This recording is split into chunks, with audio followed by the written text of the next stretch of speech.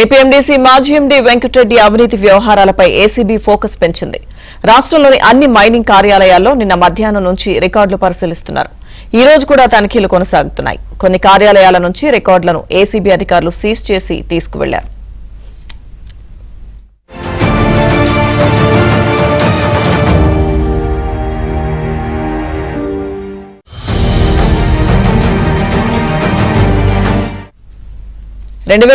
నుంచి రికార్డులను పరిశీలిస్తున్న ఏసీబీ ప్రధానంగా జేపీ వెంచర్స్ కాంట్రాక్టులు, తవ్వకాలు, చెల్లింపులపై ఫోకస్ పెట్టింది. సోమవారం ఏసీబీ కార్యాలయానికి రావాలని కొంతమంది అధికారులకు నోటీసులు ఇచ్చారు. వైసీపీతో అంటకాగిన వెంకటరెడ్డి చెప్పిందల్లా చేసిన అధికారులపై దృష్టి పెట్టింది ఏసీబీ. అటు పరారీలో ఉన్న వెంకటరెడ్డి చుట్టూ ఉచ్చు బిగుస్తుంది. వైసీపీ హయాంలో మంత్రులుగా పనిచేసిన కొంతమంది అధికారుల పాత్రపై కూడా కూపీలాగుతున్నారు.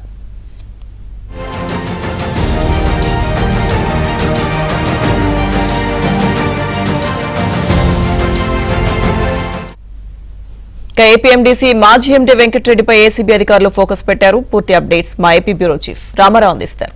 Ramarao. Lakshmidurga Andhra Pradesh mineral development corporation మాజీ ఎండీ వెంకటరెడ్డిపై అవినీతి నిరోధక శాఖ ఫోకస్ పెట్టింది. రాష్ట్రంలోని మైనింగ్ కార్యాలయాలు అన్నింటిలో కూడా రికార్డుల్ని ఏసీబీ అధికారులు నిన్న సాయంత్రం నుంచి కూడా పరిశీలిస్తున్నారు. అయితే ఇప్పటికే వెంకటరెడ్డిని ప్రభుత్వం సస్పెండ్ చేసింది. దీంతో ఈ సస్పెన్షన్ నోటీసులు ఇచ్చేందుకు వెళ్లిన సమయంలో కూడా వెంకటరెడ్డి ఎక్కడా కూడా లేకపోవడంతో ఆయన ఇంటి వద్ద నోటీసులు అంటించి వచ్చారు. అయితే రాష్ట్రంలో పలు మైనింగ్ శాఖ కార్యాలయాలు అదేవిధంగా ఇసుక రీచుల్లో కూడా ఏసీబీ అధికారులు నిన్నటి నుంచి పరిశీలన ప్రారంభించారు. ఈ రోజు కూడా ఆ పరిశీలన కొన్ని కార్యాలయాల్లో కొనసాగుతుంది. ముఖ్యంగా రికార్డులు 2021 నుంచి మైనింగ్ కార్యకలాపాలకు సంబంధించిన రికార్డులను కూడా ఏసీబీ అధికారులు పరిశీలిస్తున్నారు. ప్రధానంగా ఇసుక క్రయ విక్రయాలు, అదేవిధంగా అనుమతులు ఎంత మేరకు ఇచ్చారు, జేపీ వెంచర్స్ నుంచి వచ్చిన డబ్బు, జమపడిన డబ్బు, వీటన్నిటికీ సంబంధించి కూడా వివరాలను మైనింగ్ కార్యాలయాల నుంచి ఏసీబీ అధికారులు సేకరిస్తున్నారు. అదేవిధంగా 2021 నుంచి నేటి వరకు కూడా అంటే 2024 వరకు కూడా మార్చి వరకు కూడా ఉన్న అధికారులు ఎవరైతే ఉన్నారో మైనింగ్ అధికారులు వీళ్ళందరినీ కూడా పిలిపించి ప్రశ్నిస్తున్నారు. వీళ్లలో కొంతమందిని సోమవారం ఏసీబీ కార్యాలయానికి రావాల్సిందిగా కూడా నోటీసులు ఇచ్చినట్టు తెలిసింది.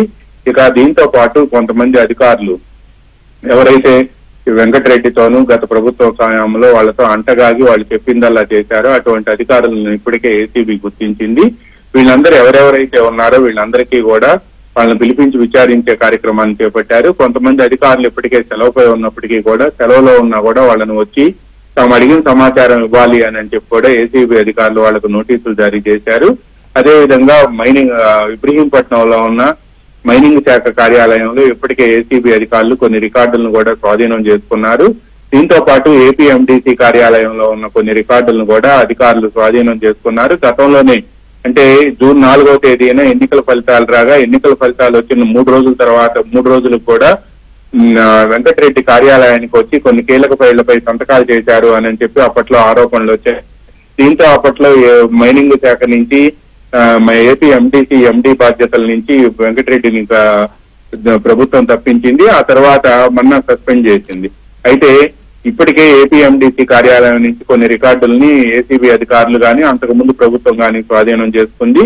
ఆన్లైన్ లో ఉన్న అన్ని రికార్డులన్నీ కూడా ఈ ఫైల్స్ లో ఉండటంతో ఈ ఫైల్స్ లో కూడా లాగిన్ ఐడీలు డౌన్లోడ్ చేసి ఫైల్స్ మూవ్మెంట్ ని ముందుగా ఆపివేసినప్పటికీ ఆ తర్వాత కూడా కొన్ని రికార్డుల మీద సంతకాలు చేశారు అని చెప్పి కొన్ని ఫైల్స్ పై సంతకాలు చేశారు అని తేలటంతో ఆ సంతకాలు చేసిన ఫైల్స్ ఏవి అనే అంశంపై కూడా ఇప్పుడు ఏసీబీ కూపీ లాగుతుంది.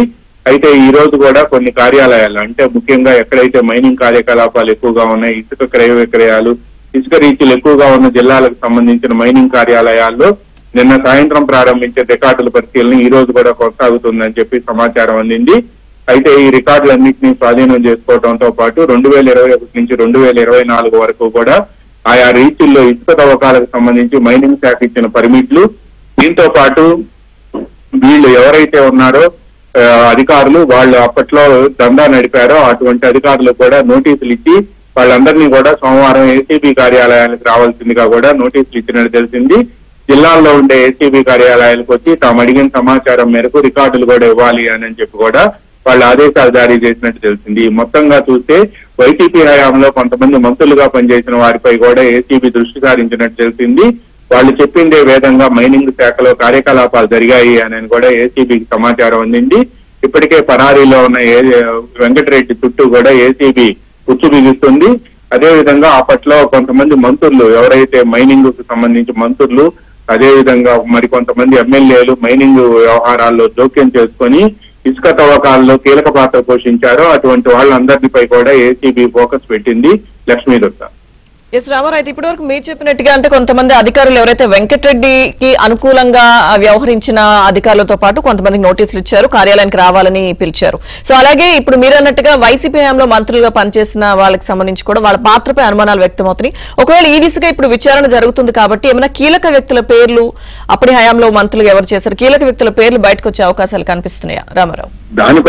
లక్ష్మీదుర్గ, దానికోసమే ఇప్పుడు ఏసీబీ అధికారులు ప్రధానంగా కూడా రికార్డుల పరిశీలన ప్రారంభమైంది. ఎందుకు అని అంటే అవినీతి ఆరోపణలు కొంతమంది మంత్రులపై అప్పట్లో పనిచేసిన మంత్రులపై ఉన్నప్పటికీ వాళ్ళకి సంబంధించిన వాళ్ళ రోల్ ఏంటి అనేది ఎస్టాబ్లిష్ చేయాలి అని అంటే డెఫినెట్ గా రికార్డుల పరిశీలనతో పాటు ఏసీబీకి కావాల్సిన ఎవిడెన్స్ కూడా అవసరం అవుతుంది. అందువల్లనే దాన్ని ఎస్టాబ్లిష్ చేసేందుకే ఇప్పుడు ఏసీబీ అధికారులు రికార్డు పరిశీలన కార్యక్రమం చేపట్టారు.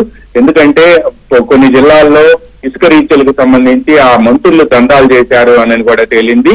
వీళ్ళు ఎవరైతే అధికారులు ఉన్నారో ఆ అధికారులు మంత్రులు చెప్పిన మేరకే తాము ఈ దందాలన్నీ చేశాం, ఈ పర్మిట్లు ఇచ్చాము అని ఎవరైతే అధికారులు ఉన్నారో వాళ్ళు స్టేట్మెంట్లు ఇస్తేనే అప్పట్లో పనిచేసిన మంత్రులకు రోలుకు సంబంధించి వాళ్ళ రోల్ ని ఎస్టాబ్లిష్ చేసే అవకాశం ఏసీబీకి ఉంటుంది. అందువల్ల ఏసీబీ అధికారులు కూడా ఇప్పుడు ఆ రికార్డులను పరిశీలించి కొంతమంది అధికారులను పిలిపించి అధికారులకు నోటీసులు ఇచ్చి సోమవారం ఏసీబీ కార్యాలయాలకు రావాల్సిందిగా నోటీసులు ఇచ్చారు. దానికోసమే నోటీసులు ఇచ్చి వాళ్ళ దగ్గర నుంచి స్టేట్మెంట్లు రికార్డు చేయాల్సిన అవసరం ఉంది అని కూడా ఏసీబీ భావిస్తుంది. అప్పుడు పనిచేసిన కొంతమంది ఎవరైతే ప్రజాప్రతినిధులు మంత్రులు ఉన్నారో వాళ్ళకి సంబంధించిన వాళ్ళ రోల్ ని ఎస్టాబ్లిష్ చేయాలంటే డెఫినెట్ గా దానికి సంబంధించిన డాక్యుమెంటరీ ఎవిడెన్స్ కానీ లేకపోతే అధికారుల నుంచి స్టేట్మెంట్స్ కానీ కంపల్సరీగా ఏసీబీ కూడా ఉండాలి. అందువల్లనే ఏసీబీ అధికారులు కొంతమంది అధికారులకు నోటీసులు ఇచ్చి సోమవారం మైనింగ్ ఏసీబీ కార్యాలయానికి వచ్చి తమ అడిగిన సమాచారం ఇవ్వడంతో పాటు వాళ్ళ వద్ద నుంచి స్టేట్మెంట్లు కూడా రికార్డ్ చేసే అవకాశం ఉంది. ఒకవేళ ఆ అధికారుల పాత్ర క్లియర్ గా ఉంది అని చెప్పి ఎస్టాబ్లిష్ అయితే మాత్రం తప్పనిసరిగా వాళ్ళని అదుపులోకి తీసుకునే అవకాశం ఉంటుంది అని కూడా చెప్తున్నారు. ఎందుకంటే గతంలో సిఐడి మైనింగ్ కు సంబంధించి విచారణ జరుపుతుందని భావించినప్పటికీ కూడా దీంట్లో జేపీ వెంచర్స్ కు సంబంధించి పెద్ద ఎత్తున డబ్బులు చేతులు మారినట్టు, అదేవిధంగా దీనికి సంబంధించిన రోల్ కూడా అంటే ముఖ్యంగా AP mining mineral development corporation మాజీ ఎండి వెంకటరెడ్డి జేపీ వెంచర్స్ రాష్ట్ర ప్రభుత్వానికి డబ్బులు ఇవ్వాల్సి ఉన్నప్పటికీ కూడా వాళ్ళు ఎటువంటి బకాయిలు లేవని నోటీస్ సర్టిఫికేట్ ఇవ్వడంతో పాటు బ్యాంకు గ్యారంటీలు కూడా తిరిగి ఇచ్చివేయటం పైనే ఇప్పుడు ఏసీబీ ప్రధానంగా దృష్టి సారించింది. ఈ విధంగా బ్యాంక్ గ్యారంటీలు ఏ జిల్లాలకు సంబంధించిన రీచ్లకు సంబంధించి బ్యాంక్ గ్యారంటీలు ఇచ్చారనేది కూడా ఇప్పుడు తేలాల్సి ఉంది. ఇవన్నీ తేలితేనే ప్రజాప్రతినిధుల పాత్రను కూడా ఎస్టాబ్లిష్ చేసేందుకు ఏసీబీకి అవకాశం దొరుకుతుంది. అప్పుడు మాత్రమే వాళ్ళని అదుపులోకి తీసుకునే అవకాశం కూడా ఉంటుంది. లక్ష్మీదుర్గ.